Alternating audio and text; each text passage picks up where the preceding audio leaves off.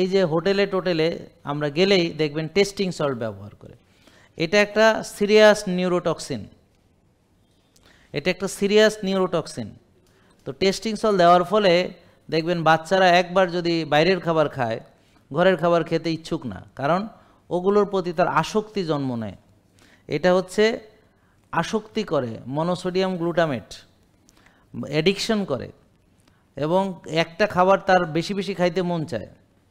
আর যেহেতু এই খাবারগুলোতে devoid of fibre, মানে ভালো ফাইবার নেই, তো এই খাবারটা খেলে দ্রুত সুগার পিক করে।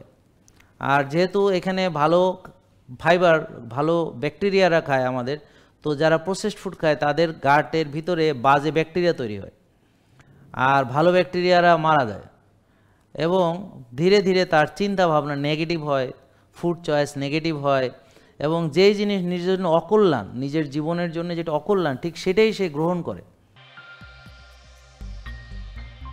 আলটিমেট অর্গানিক লাইফ, প্রকৃতির উপহার।